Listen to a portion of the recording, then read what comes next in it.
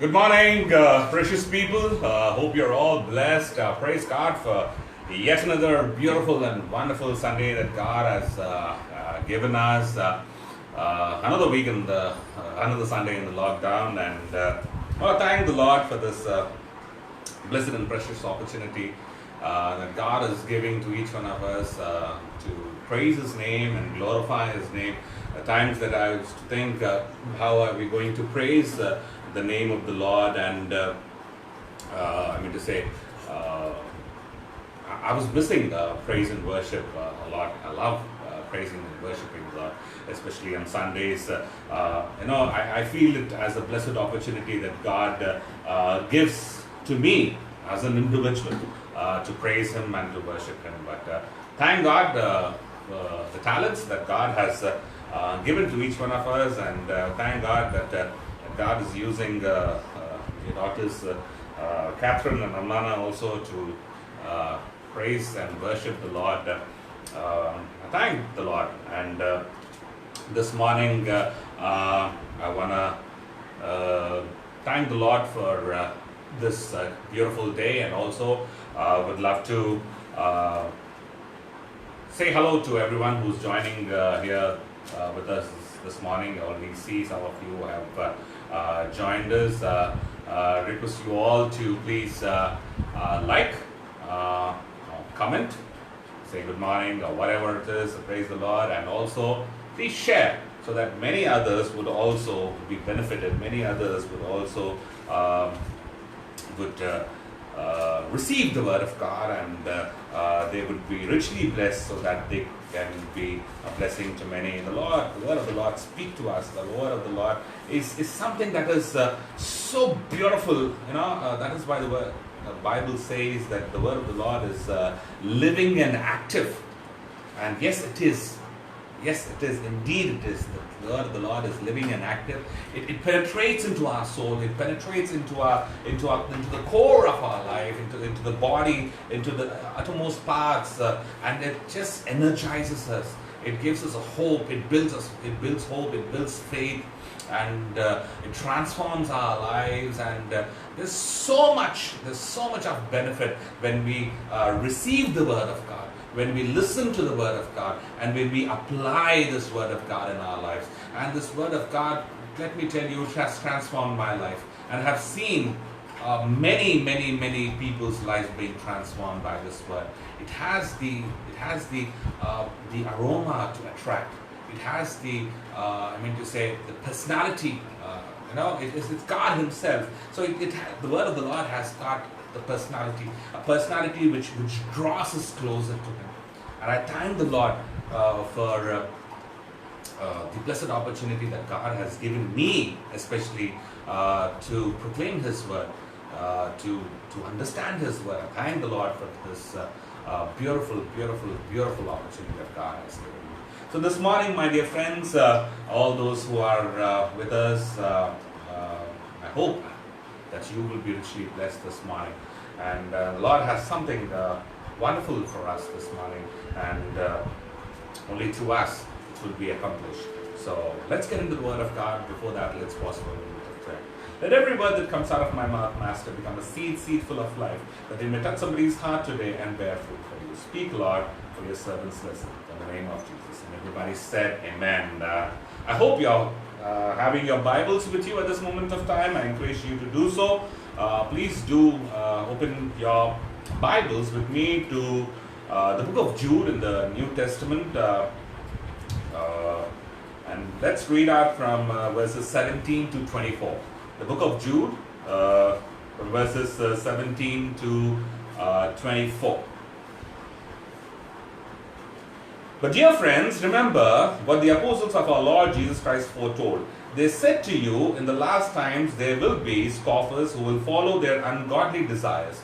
These are the men who divide you, who follow mere natural instincts and do not have the Spirit. But you, dear friends, build yourself up in your most holy faith and pray in the Holy Spirit. keeping yourself in God's love as you wait for the mercy of our Lord Jesus Christ to bring you to eternal life. Be merciful to those who doubt. Snatch others from the fire and save them. To others show mercy mixed with fear, hating even the clothing stained by the corrupted flesh. Let me repeat the verse 22. Be merciful to those who doubt. Snatch others from the fire and save them. To others show mercy mixed with fear, hating even the clothing stained by corrupted flesh. The call, my dear friends, over here is to persevere.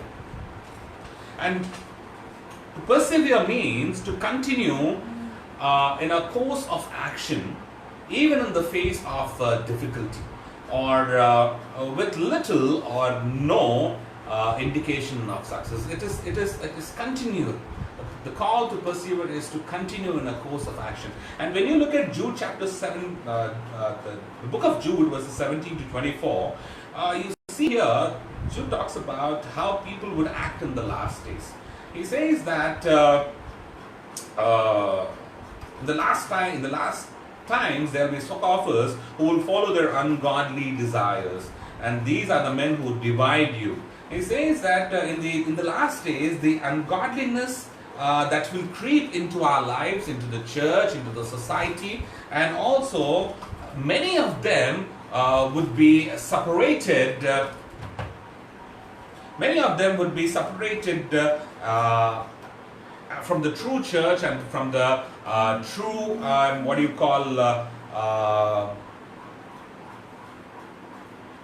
from the, how do I put it, from the, from the truth that I can say. It also says that Jude wants the believers to stay strong, to stay alert, and to persevere and build ourselves in faith.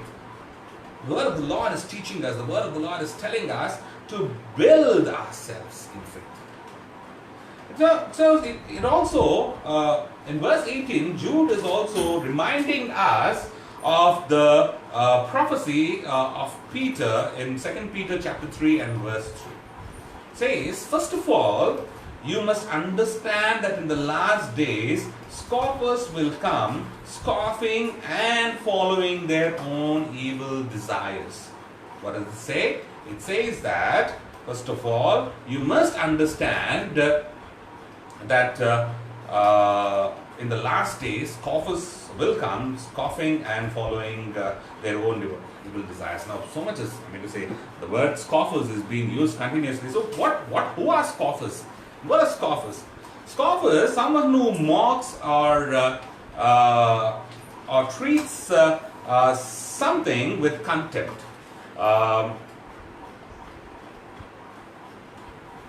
Disagreeable person or unpleasant person. Who are scoffers? Scoffers are someone who mocks or treats something with contempt. These persons are disagreeable persons and unpleasant persons. Now these are the people, the word of the Lord says, who not only mock believers, but also they will mock at God. They will say, where is your God? Where is the one who said who's going to come? Where is the one you said that he's going to come and judge? Where is the one you said that he's going to come and divide the righteous and the wicked? Where is he? We don't see anyone over here. And this is how this is how the people would mock. And that is what the word of the Lord is saying, that we need to be we need to caution ourselves, and also we need to be ready for these things that are going to happen. So the word of the Lord is reminding us to persevere at these things.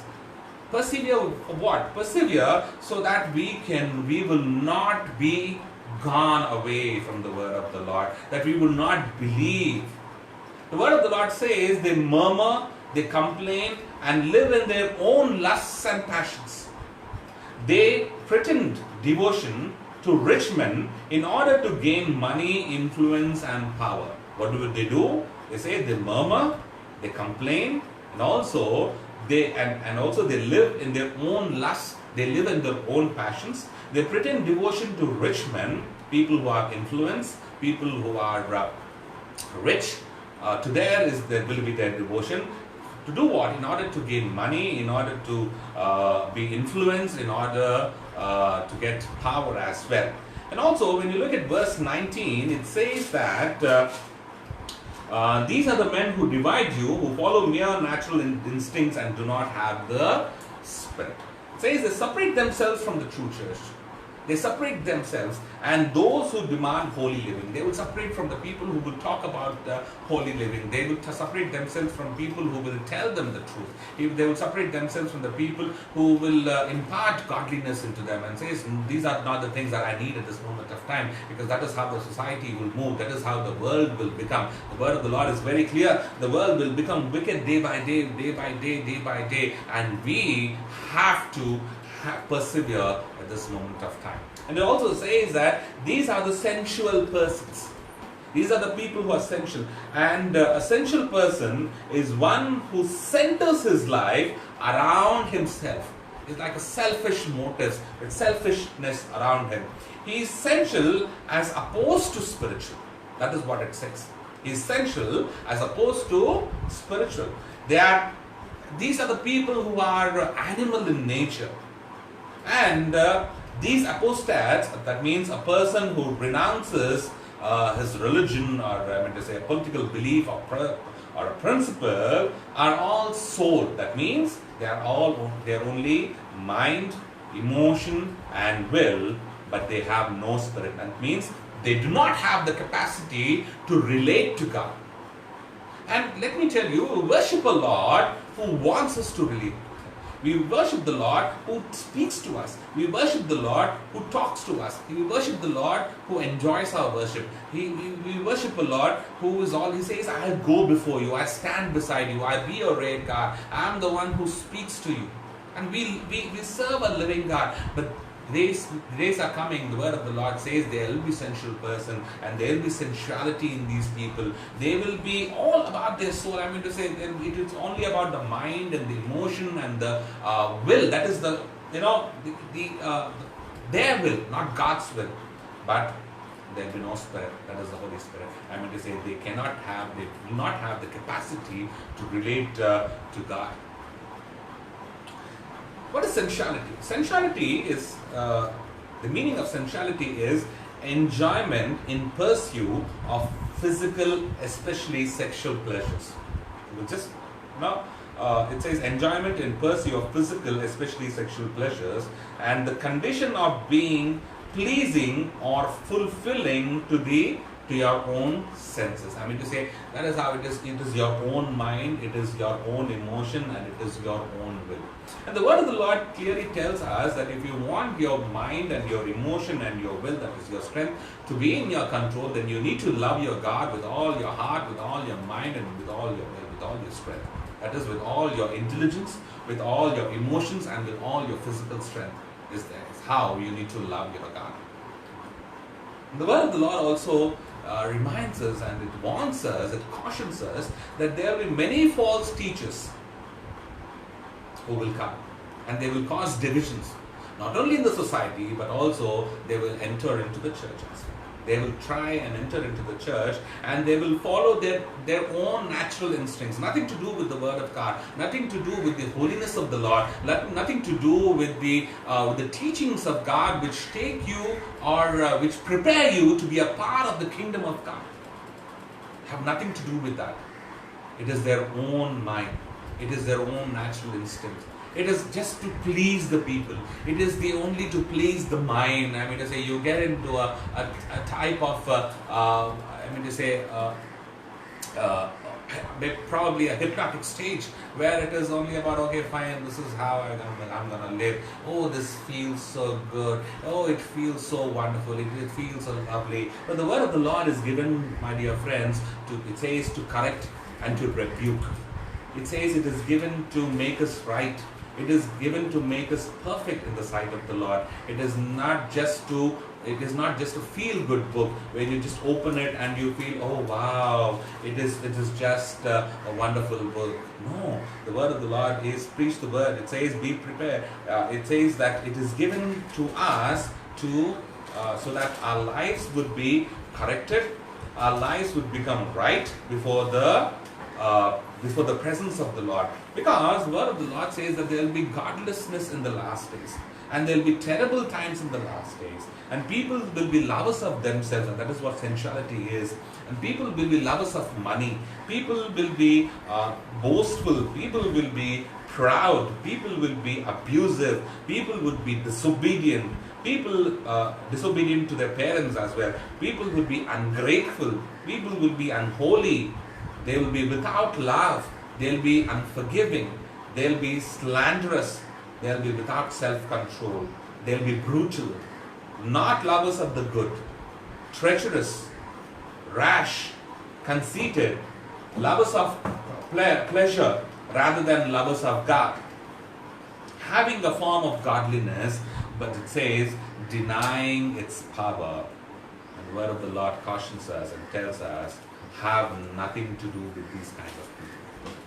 It says have nothing to do with this kind of people, because it says that these are the people who will take you away from God. These are the people who will make sure that you do not have an entry into the kingdom of heaven, but you and I will become more and more and more and more, my dear friends, worldly in the days to come. But the word of the Lord tells us, but just as he who has called you is holy, so be holy in all you do. For it is written, be holy because I am holy.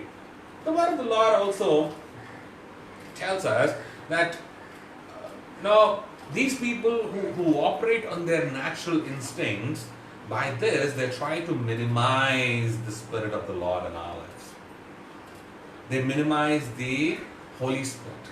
They try to bring in the worldly pleasures into our life so that we can, be cut off from the works of the Lord and from the teachings of the Lord. And the Spirit of the Lord is, what is the work of the Spirit of the Lord?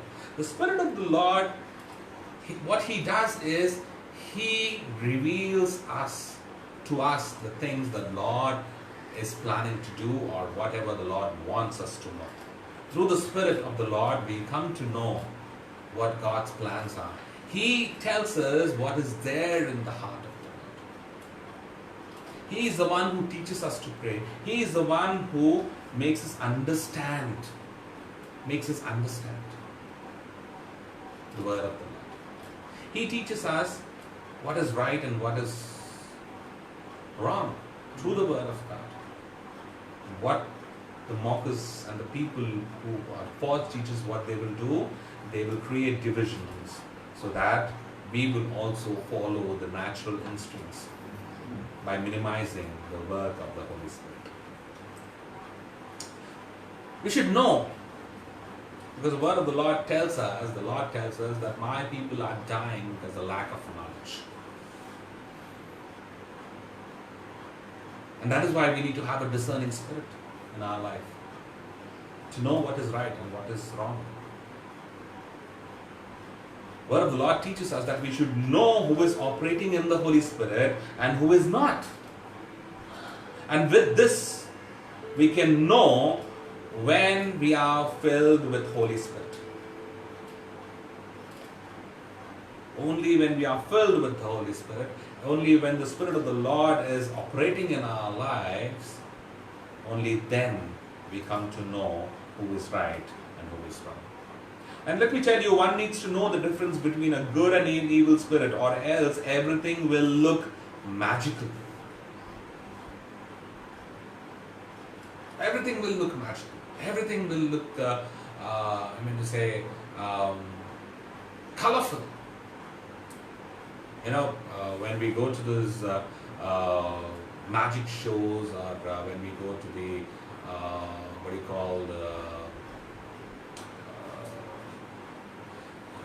these things, where you have all the games and the rides and everything. I'm not really sure what they call it.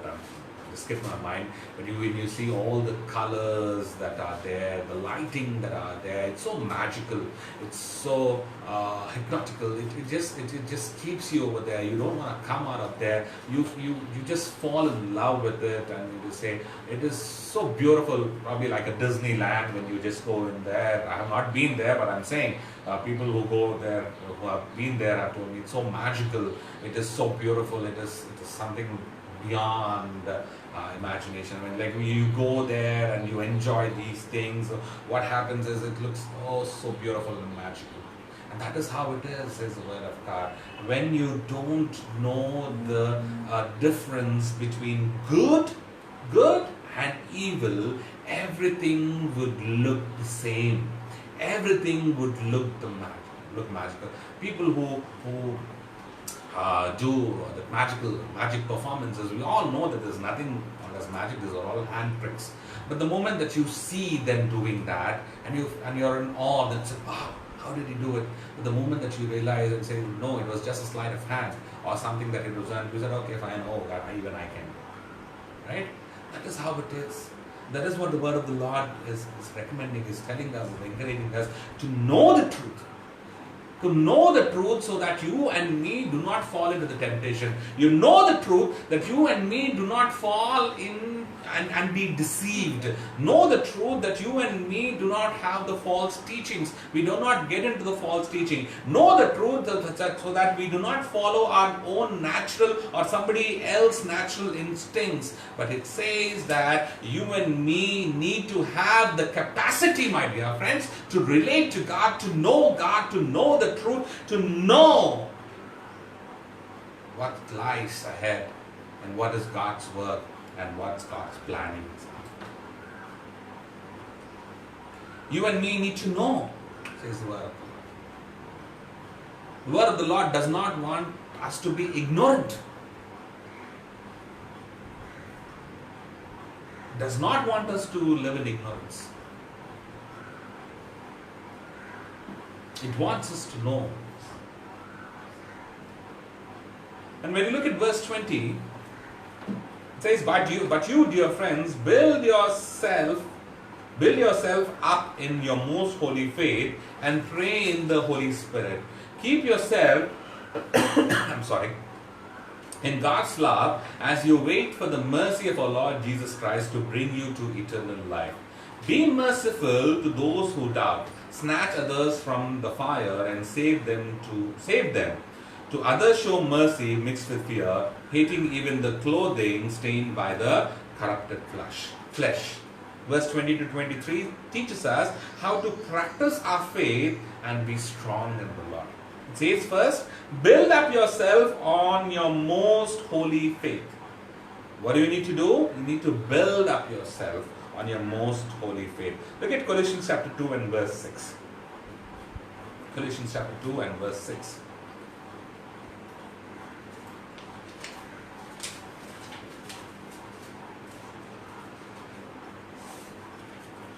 It says, rooted and built up in Him, strengthened in the faith as you were taught, and overflowing with thankfulness.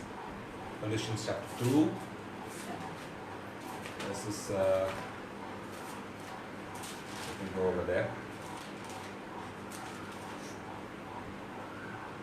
So then, just as, from the 6th, just as you received Christ Jesus as your Lord, continue to live in Him. Says now, verse 7 says, rooted and built up in Him, strengthened in the faith as you were taught, and overflowing with thankfulness. Why do you need to do that? So that, see to it that no one takes you captive through hollow and deceptive philosophy which depends on human traditions and the basic principles of this world rather than on Christ. Why you and I need to be built up in faith? Because the word of the Lord is telling us, it's cautioning us, so that we are not taken captive through the hollow and all the deceptive philosophies that are there in the world right now. And also says that which only depends on human traditions, has nothing to do with the spirituality. And I talk about the spirituality that comes from God, not our own spirituality. the spirituality that we have received from the Lord, the spirituality that teaches us that God is above, and one God is looking, and the one God has sent His only Son so that we can be received, that we can be forgiven, that we can stand before Him one day. Because we have no other way. There's one way. The way is Jesus Christ, His word. And you believe that there is only one way. Because Jesus said, I am the way, the truth, and the life. And nobody comes to the Father except through me. That is what it says. See, you and me should not be captivated. You and me should not fall into those hollow and deceptive philosophies. Though they look magical, but they are empty. They have nothing inside. The moment that you get into it and start, I'm going to say, digging into it and trying to find the truth, what you find out is that there is nothing but emptiness. The word of the Lord says, because all these things are depending on human traditions and the basic principles of this world rather than on Christ.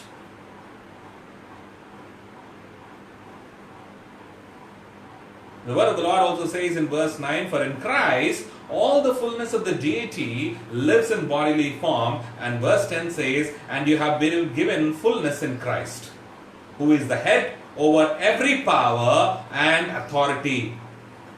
Christ, who is the head over every power and every authority. To build up, my dear friends, is to increase, is to grow, is to expand, is to spread, is to enlarge, and also to develop. And the word of the Lord is telling us to build ourselves up in faith.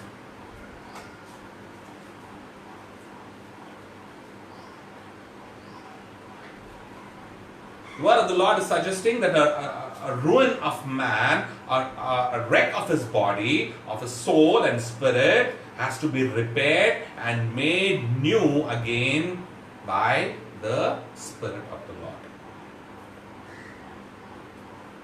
And let me tell you, this is what the word of the Lord says, that God gave us His word for our benefit, so that we can be built up. And God's word will correct us, and if we understand it correctly, only when we understand it.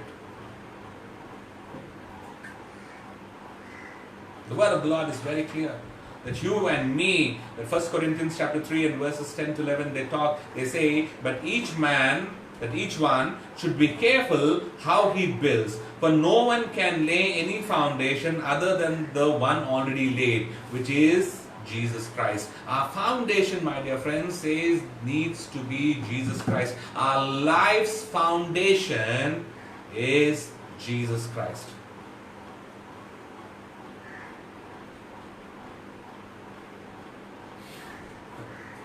The foundation, it plays three major roles in the construction of a structure. One, the basic part is to support the load of the entire building. Second, a good and strong foundation, what it does is, it helps the building, it gives the strength to the building while the forces of nature wreak havoc. And well-built foundation keep the occupants of the building safe during calamities. What does it do? It keeps us away, it keeps us safe from the forces of nature, and also it keeps all the occupants of the building safe during every calamity. The third thing, what the foundation does is, the foundation must be built such that it keeps the ground moisture from seeping in and weakening the structure. That is what a foundation needs to do. The word of the Lord teaches us, it tells us, and if you believe it is true, that Jesus Christ is the perfect and ultimate foundation for our lives. That Jesus Christ is the perfect and ultimate foundation for our lives. Look at 1 Timothy chapter 1 and verse 4.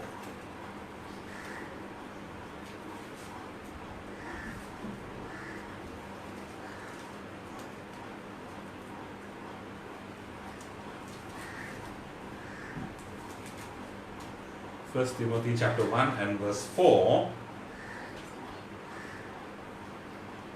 or verse from 3. Let me read from verse 3.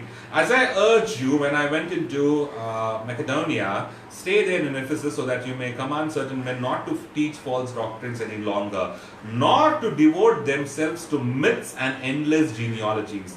These promote controversies rather than God's work, which is by faith.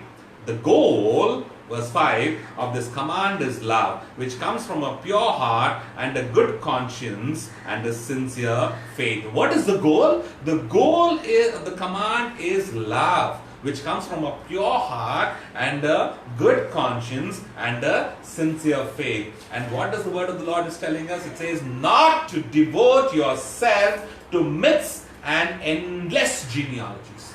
This is not to devote ourselves to myths. And that is how you build your relationship. That is how you build up yourself on your most holy faith, says the word. It says always pray in the Spirit. Why do we need to pray in the Spirit? Why do we need to pray in the Holy Spirit?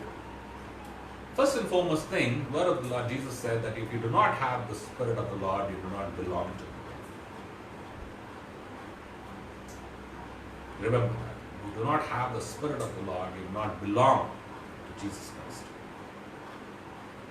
Second thing, Romans chapter 8 and verse 26 says, we do not know what we ought to pray for, but the Spirit Himself intercedes for us with groans that words cannot express. What a beautiful way that the Spirit of the Lord works in our life, isn't it? It says we don't know what we need sometimes. Sometimes we go before the Lord, we just kneel before the Lord, and we don't know how to ask.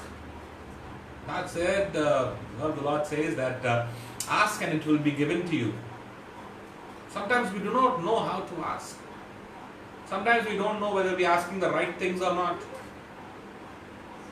We don't know. So what does the Spirit of the Lord do? He says, because we do not know what we need to pray for, the Spirit Himself intercedes. The Spirit of the Lord intercedes for us. The Holy Spirit intercedes for us with groans that words cannot express. And also, the word of the Lord says in Ephesians chapter 6 and verse 18, pray in spirit on all occasions with all kinds of prayers and requests. It says you need to pray in this. You need to leave your body. I'm not saying that kill your body, but when you pray, you need to have that connection with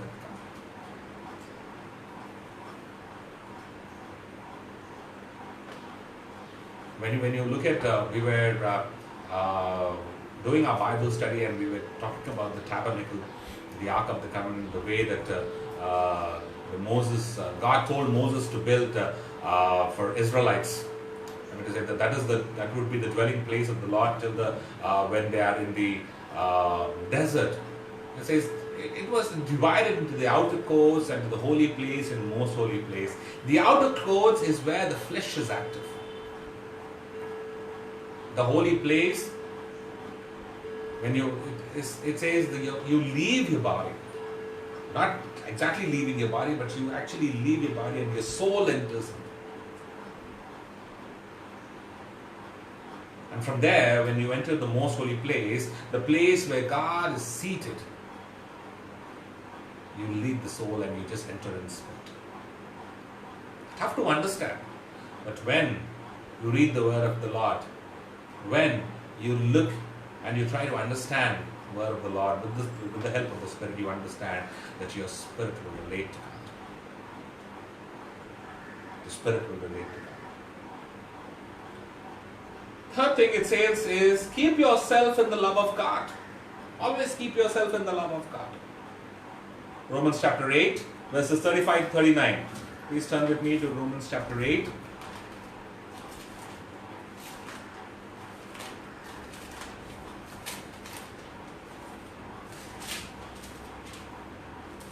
I hope you are being blessed by the word this morning. It's not my word, it is the word of the Lord. And I hope the Lord is teaching you something this morning as we prepare our hearts and minds to come one day before the Lord. And I hope and pray that each one of us would make it before the Lord. Okay, 35 to 39. Where is 35? Yeah. It says, who shall separate us from the love of Christ? Shall trouble or hardship or persecution or famine or nakedness or danger or sword? As it is written, for your sake we face death all day long. We are considered as sheep to be slaughtered. No, in all these things we are more than conquerors through him who loved us. For I am convinced, listen to this very carefully, but I am convinced that neither death nor life, neither the angels nor demons, neither the present nor the future, nor any powers, neither height nor depth, nor anything else in all creation will be able to separate us from the love of God that is in Christ Jesus our Lord. It says, let nothing separate us from the love of God. Because God's love is so pure, my dear friends. God's heart is so tender. God's heart is like, he could have, and everybody say, when you just sit down for a moment and when you look at things that are happening, the evil that is happening and everything that is happening around the world, and we believe that there is a God above, right? It's not like that everything suddenly evoluted, the evolution happened and everything came into existence. No, we know that the God is up there. We know it because God has sent His only Son as an expression of love to us, so that we would not be destroyed. We would not go into hell. We would not be destroyed totally, but believe in Him and know Him and become a part of the kingdom that He has made for us. He does not want us to be perished. He does not want us to suffer. That is what the word of the Lord says. He does not want us to suffer the wrath. He does not want us to go through things that are not for us. He is a loving God, and that is what the word of the Lord says. Let nothing separate us from the love of God. God's love is an unfailing love. I have loved you with an everlasting love, says the Lord. It also says that look for mercy of our Lord Jesus Christ. Look for mercy of our Lord Jesus Christ. Hebrews chapter 4 and verse 16. Hebrews chapter 4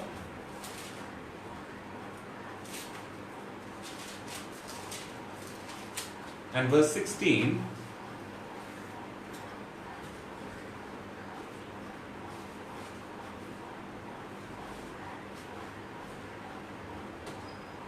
Let us then approach the throne of grace with confidence so that we may receive mercy and find grace to help us in our time of need. Just let us approach. Also Hebrews chapter 12 and verse 15 says that let no one miss the grace of God. Hebrews chapter 12 and verse 15. See to it, verse 14, make every effort to live in peace with all men and to be holy. Without holiness, no one will see the Lord. Without holiness, no one will be able to see the Lord. Verse 15 says, see to it that no one misses the grace of God and that no bitter root grows up to cause trouble and defile many. See that no bitter root grows up. Speak to the Lord. Tell Him, Lord, have mercy upon me. As beautifully as David said, Lord, be gracious to us. Have mercy upon us. Pardon and deliver us. Lord, have mercy upon us and bless us and make your face shine upon us. That is what the word of the Lord says. Look for mercy of our Lord Jesus Christ. Let no one miss the mercy. The Lord is merciful, compassionate, slow to anger.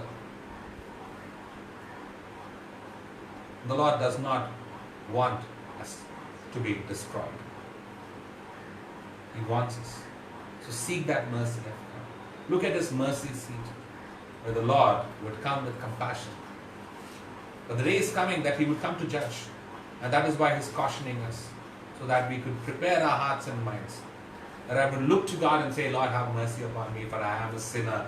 Yes, we are sinners.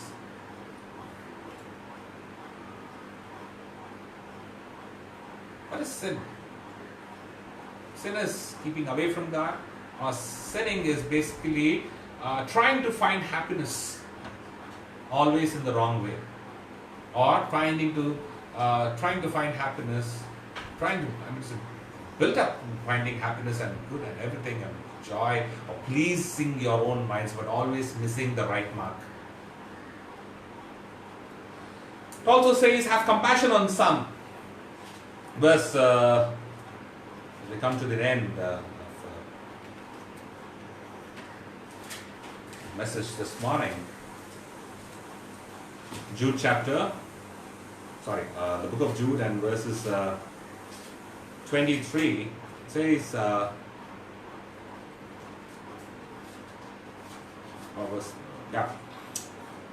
verse 22 it says that be merciful to those who doubt, snatch others from the fire and save them. To others show mercy mixed with fear, hating even the clothing stained by the corrupting flesh. It says, have compassion on some, making a difference between those who are weak and ignorant. Colossians chapter 3 and verse 12 says, as God's chosen people, holy and dearly loved, clothe yourself with compassion. Says, word of the Lord says what? That you and me need to clothe ourselves with compassion. We'll talk about one day, as the Lord willing, we'll talk about clothing ourselves with the heavenly attire. And that at that time I would expound more on this and explain more about this. But says the word of the Lord is telling us that you and me, my dear friends, as God's chosen people, as the people loved by God, as the people who love God, what we need to do as holy, keeping the holiness in our lives and loving one another, it says, clothe yourself with compassion. Have the compassion for each another. And also look at Psalms 112 and verses 3 to 5. It says, wealth and riches are in house, and his righteousness endures forever. Even in darkness, light dawns for the upright, for the gracious and compassionate and righteous man. What does it say? It says that wealth and riches are in his house, and his righteousness endures forever. Even in darkness, it says, even in darkness, even when the things are going wrong. Darkness doesn't mean switching off your light. Darkness means even in the darkest forces or sickness or whatever it is, whatever the problems are, it says that even in darkness, light dawns for the upright, for the gracious and compassionate and righteous man. That is why you and me need to clothe ourselves with compassion. And very quickly, the sixth part is, save the willing with fear, pulling or the snatching them from the fire, and hating even the clothing contaminated by their sinful desire. That is, by being careful that you do not fall into temptation. The word of the Lord says that God is going to, when the rapture is going to happen, it is the spotless and the blameless who are getting into their heaven. The Lord is picking them up. And the most importantly, the word of the Lord says, save the willing with fear. Knowing for sure, I know for sure, that one day the Lord is going to come back. And the Lord said, be ready, be prepared for that. And also He said, prepare others as well for that. So it is my duty as a Christian to tell that the Lord is coming. That Jesus is coming back. He came before, everyone knows it. Nobody can deny it, and is coming back again. Nobody can deny it. But this time He says He'll come to judge. But before that, He's going to make sure that everyone who knows Him would be saved. So that is why He says that the mercy that I, as a Christian, and it is not a religious thing that I'm going through. It is the faith. It is loving the Lord who made the heaven and the earth, because He bestowed so much of love upon me. Knowing that, for sure, He says, save the willing with fear, snatching them from the fire, because the end of the people who do not know the Lord, who will not only ignorantly but also who do not want to be a part of Him, because the word of the Lord says the wicked will go more wicked, the people will go out, the people will leave, there will be many people who will deny. He says for them there is that lake of fire. The word of the Lord is very clear, that snatch them away from that fire, that make sure that you would not be contaminated from all the sinful urges that as you go through. As a human, you may be. That's why He says, do not fall into that temptation. Very quickly, look at 1 Corinthians chapter 10 verse 13. 1 Corinthians chapter 10 and verse 13 says, no temptation has seized you except what is common to man, and God is faithful. He will not let you be tempted beyond what you can bear. But when you are tempted, He will also provide a way out so that you can stand up under it. So the word of the Lord says that God will keep you from falling. God will be there. He will provide a way out so that you would not be standing under it. Also look at Ephesians chapter 5 and verse 27. Ephesians chapter 5 and verse 27.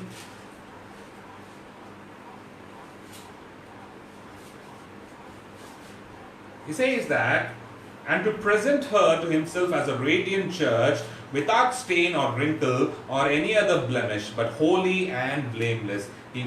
How does the Lord wants us to present us to Himself? He wants us to present you and me faultless to Himself.